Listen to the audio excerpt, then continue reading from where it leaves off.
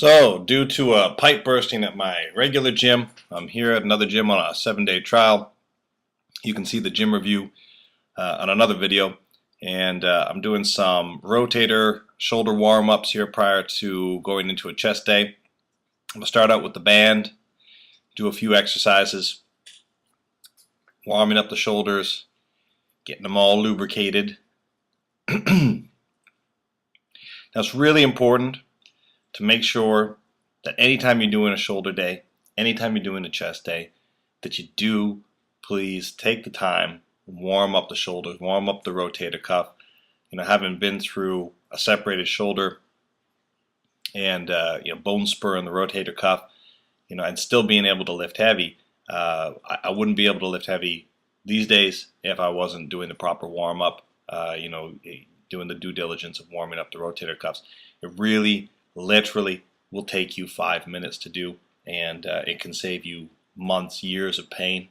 I wish that I had spent more time doing rotator cuff warm-ups and shoulder warm-ups and joint warm-ups in general years ago. I think I could have spared myself a lot of disappointing time outside of the gym on injury. So if you got a rubber band or any kind of band, resistance band in your gym, you can use it to do a set of warm-ups like these. Again, Smitty Diesel has a great 3-minute warm-up by bands. I switched over to do some free weights.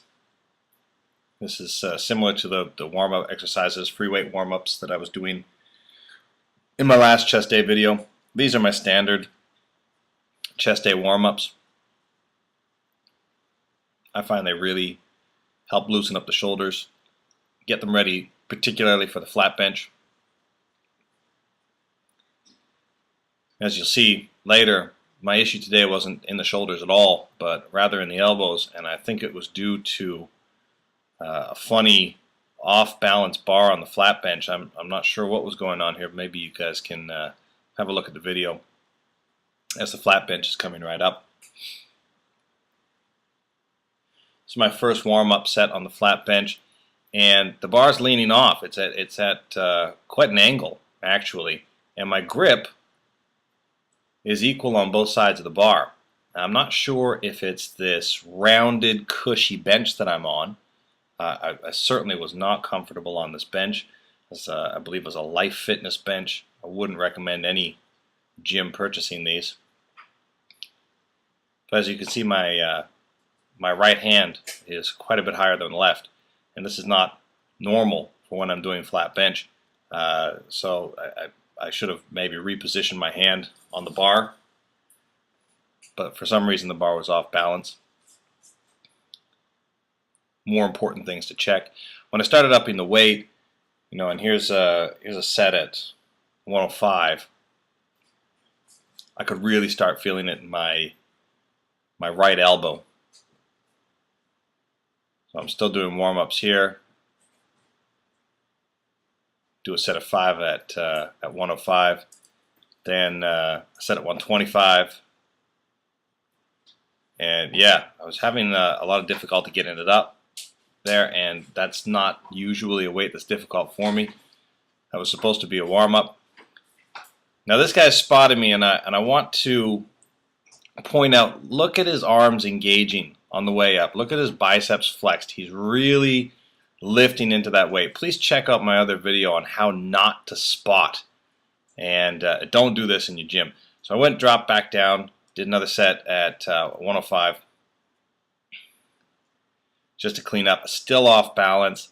Don't know what was going on with this bench or this bar, but I certainly won't be bench pressing at this gym ever again. Yeah, and as the bench's sets went on, you can see it just got worse and worse and worse, and the right elbow suffered for it. Switched over to incline bench, and what I'm motioning for here is don't arch your back so much and lift your butt off that you're making this a flat bench. You still want your body to be at an angle. That's why it's an incline bench. If you want to do flat bench, go to the flat bench. If you want to do incline, make sure your butt is on the bench, that your lats are tight, but that you're not arching your back so much or lifting your butt off the bench so as to make your body straight and flat. So I'm coming down with incline, Again, elbows tweaking a little bit, but increase the weight a bit. And do a set, I believe this is 95. And did a set here. And this set might be a set at 80 or 82, whatever it worked out to with the conversion. And then a set here, and then one final set at 60, 65. Again, I'm not used to counting in pounds at the gym, so the conversion kind of confused me. Now I'm going to do dumbbell flat bench press.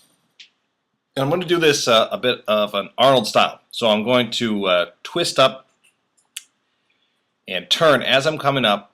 And if you can see here, it really squeezes together, gets that nice line down through the middle of the pecs. I find that it gets a bit of a different angle on the pec. So I usually alternate. I'll do some days with a standard dumbbell bench, as you saw in the other chest video. Some days I'll do these. I'll show you a couple of different angles of this particular variation of the dumbbell bench.